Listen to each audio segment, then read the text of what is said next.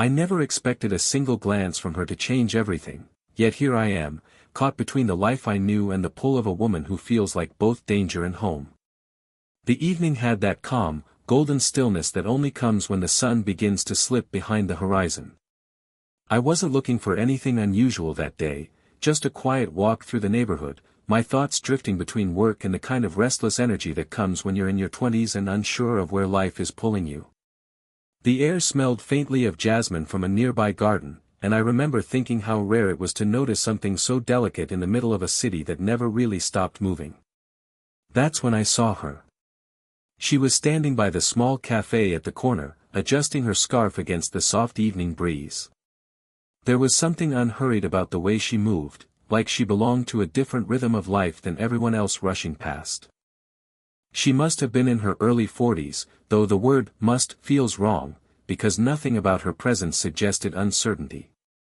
She carried herself with the kind of quiet assurance that younger women often try to imitate but never quite reach. Our eyes met for the briefest second. Just a glance, no words. But there was weight in it. Her gaze wasn't careless, nor was it the fleeting look of a stranger you'll never think of again. It was measured.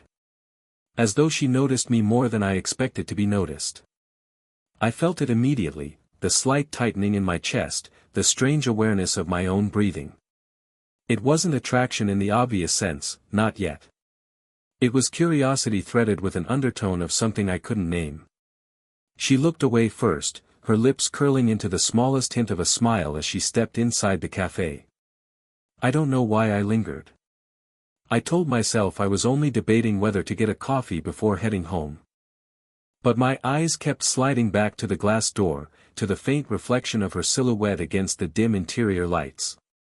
It was ridiculous, I thought. She was a stranger, nothing more. And yet, even before we exchanged a single word, something in me already sensed that this moment was not meant to dissolve into nothing. When she finally re-emerged, coffee cup in hand, she brushed past me close enough that I caught the faintest scent of vanilla and cedar. It stayed with me long after she had walked down the street and disappeared into the evening. I didn't know her name. I didn't know her story. But I knew this, I would remember that glance. And somehow, deep down, I knew she might remember it too. The next time I saw her, it wasn't by chance. At least, not entirely. I had walked into that same cafe a week later, telling myself it was only for the coffee. But the truth was, I was hoping. Hoping that maybe she would be there again. And she was. Seated by the window, a book open in her hands, the late afternoon light spilling across her face in a way that made her seem untouched by the noise outside. I hesitated before ordering, catching myself stealing glances in her direction. There was a calmness about her that unsettled me. Most people lived hurried lives, but she sat there as if time itself had slowed to her pace. It wasn't just her beauty, it was the quiet confidence in how she held herself, how she seemed completely unbothered by being alone. When the barista called my name, the sound startled her just slightly. She lifted her eyes from the page, and for a moment, they landed on me again. Recognition flickered. Not the awkward kind, but something softer, like she remembered too. I almost left it at that. But as I turned to find a table, her voice carried gently across the space. "You were here last week, weren't you?" I stopped, the cup warming my palm, and nodded. I was.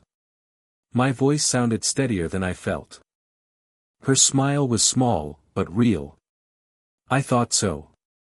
I remember the way you lingered outside before walking off." Heat rose to my face, caught between embarrassment and surprise at her directness. She said it not unkindly, but with a quiet amusement, as though she was used to observing people more deeply than they realized. I stepped closer, unsure if I was intruding, but she tilted her head slightly toward the empty chair across from her. "You're welcome to sit, if you'd like." I did. Slowly, cautiously, like entering a space that already carried meaning. Her book lay open on the table, but she closed it with deliberate ease. "I'm Clara," she said, her hand resting lightly against the coffee cup. I told her my name, and in that moment, it felt as though a line had been crossed, not a boundary broken, but a door quietly opening. Our conversation drifted easily, about the book she was reading, the cafe's strong coffee, small fragments of our days. And yet beneath each word, there was an unspoken awareness, a fragile tension that neither of us named. I left that cafe not with just a memory of her presence, but with the echo of her voice, and the subtle feeling that my world had tilted ever so slightly in her direction. The third time wasn't coincidence anymore. By then, the cafe had become less about the coffee and more about her. I didn't admit that to myself at first. I told myself it was simply a convenient place to study, a quiet escape from the noise of my apartment. But every step I took toward that cafe carried an unspoken hope, that Clara would be there. And she was. This time, she sat near the corner, not by the window. A scarf draped loosely around her shoulders, her hair swept back in a way that revealed the faintest streaks of silver at her temples, subtle, elegant, a detail that only made her seem more striking. She noticed me immediately, her eyes lighting in recognition. It wasn't a wide smile, but a small curve of her lips that felt far more intimate, as though it belonged only to me. I sat across from her again, and what began as small talk gradually wandered into deeper terrain. She asked me about my studies, my restless search for direction.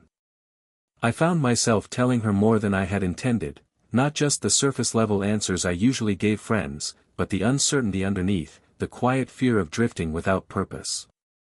She listened.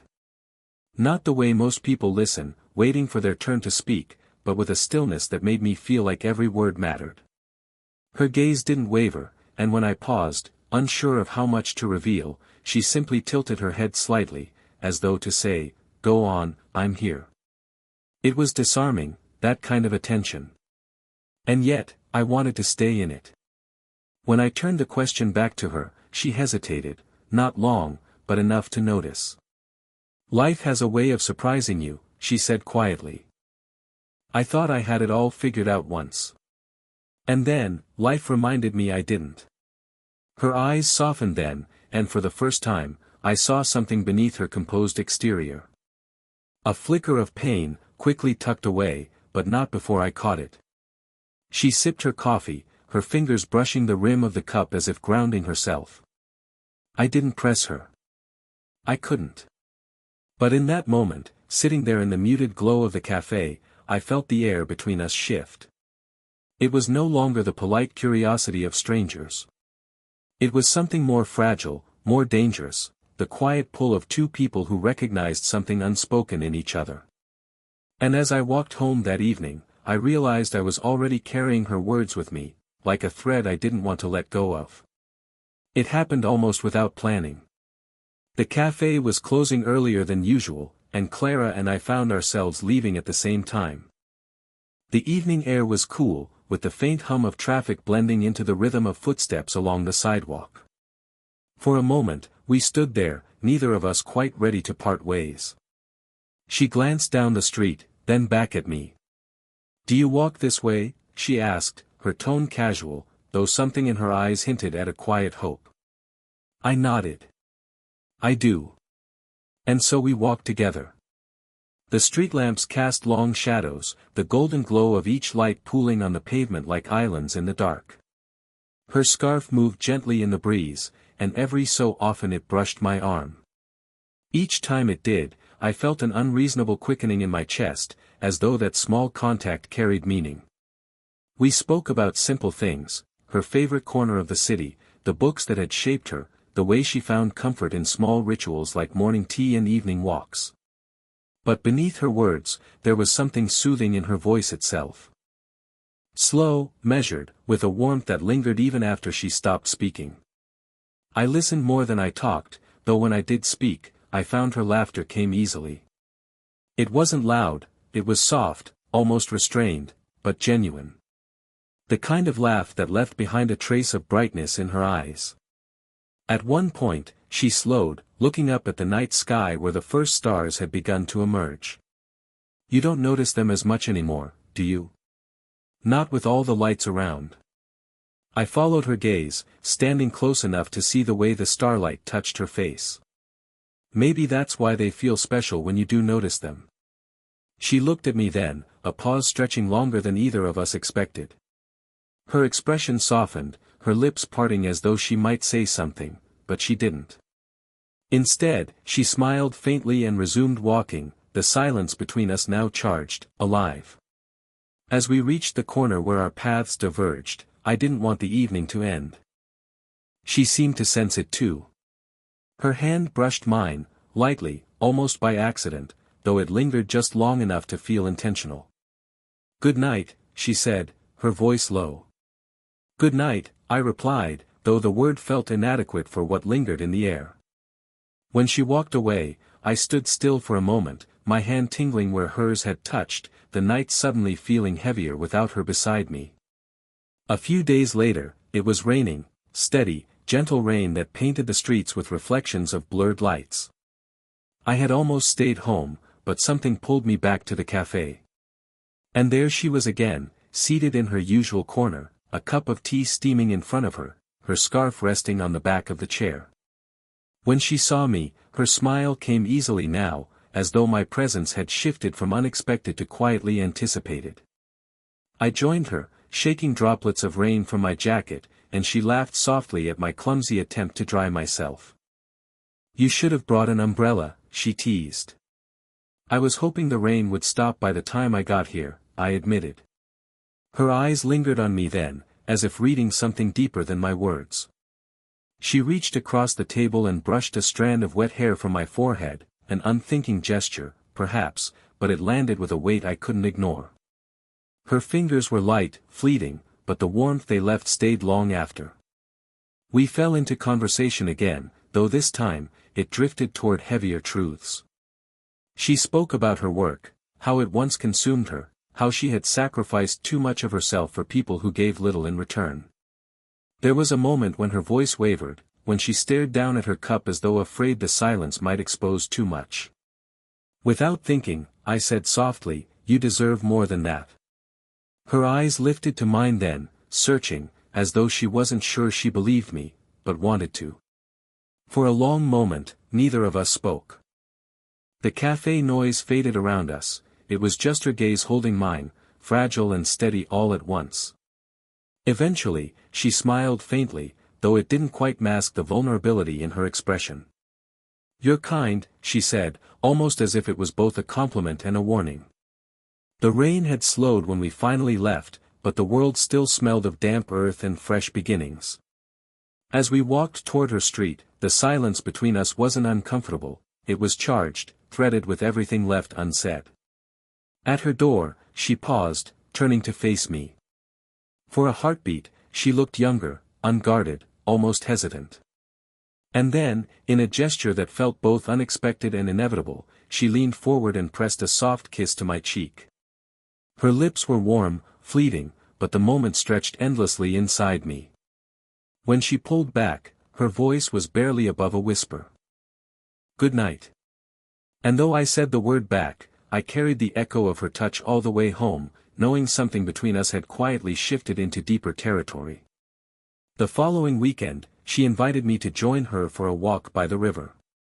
The rain had passed, leaving the air crisp and clean, the path lined with fallen leaves that crunched softly beneath our shoes. The world seemed quieter there, as though it had been made for conversations that couldn't be spoken anywhere else. Clara walked beside me, her hands tucked into her coat pockets, her gaze drifting over the water where the current shimmered with fading sunlight. For a long stretch, we didn't speak. But the silence wasn't empty, it was thick with awareness, each step drawing us deeper into something we both felt but hadn't yet named. At one point, she paused near the railing, her fingers brushing lightly over the cold metal as she stared across the river. "Do you ever feel," she said slowly, "like you're standing on the edge of something, and you're not sure if you're brave enough to step forward?" Her words landed with a weight that stilled me. I turned to her, watching the way the wind caught loose strands of her hair, the way her voice carried both strength and hesitation. "Yes," I admitted, my voice low. "I feel that all the time." She looked at me then, her eyes meeting mine with an intensity that seemed to strip away everything else. For a moment, neither of us moved.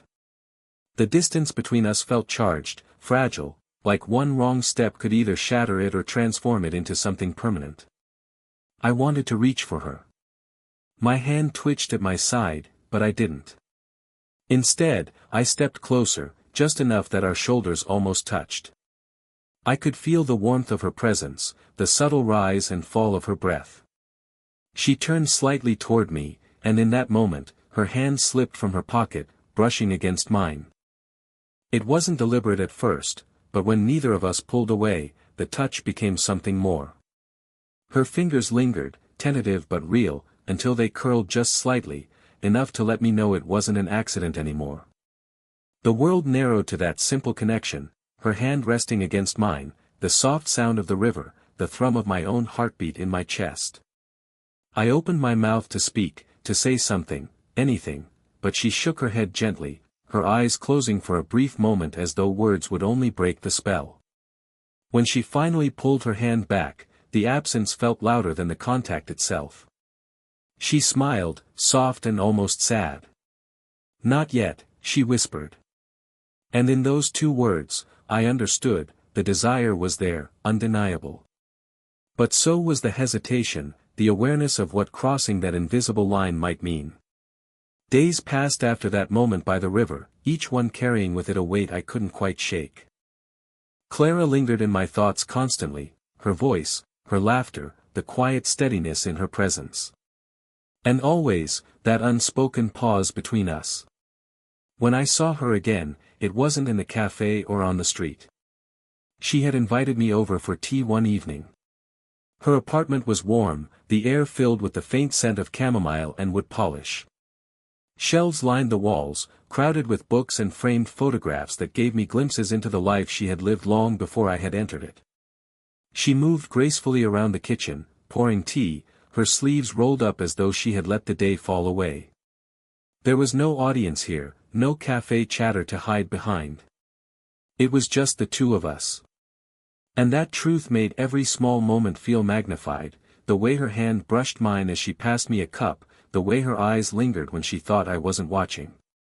We sat across from each other, steam rising between us, but the air felt heavier than tea alone could explain.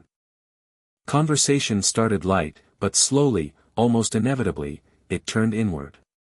"You make me feel," she paused, searching for the right words, her voice soft but steady. "You make me feel seen. And that's not something I expected anymore." Her confession struck deep. I set my cup down, my hands trembling slightly against the porcelain. "I feel the same," I admitted. "When I'm with you, it's different. I don't want to pretend it isn't." Silence stretched, fragile but full. Her eyes shimmered with something unspoken, and for the first time, she didn't look away. She leaned back, exhaling softly as though she'd been holding her breath for too long. Then, almost hesitantly, she reached across the table, her hand finding mine. Her touch was deliberate this time, warm, certain, steady. My fingers closed around hers without thought, as natural as breathing. No dramatic declarations, no rushed words. Just the truth, quiet and undeniable, sitting between us like a secret we both finally allowed into the open. She smiled then, a smile that held both relief and tenderness. "Maybe we don't have to know where it leads," she said softly. "Maybe it's enough to just be here." And in that moment, with her hand in mine and the night closing softly around us, I realized she was right. It wasn't about answers or labels. It was about this, two people, from different chapters of life, finding something rare and worth holding on to. The slow burn had carried us here. And now, sitting in the warmth of her home, I knew we had quietly stepped across that invisible line, together.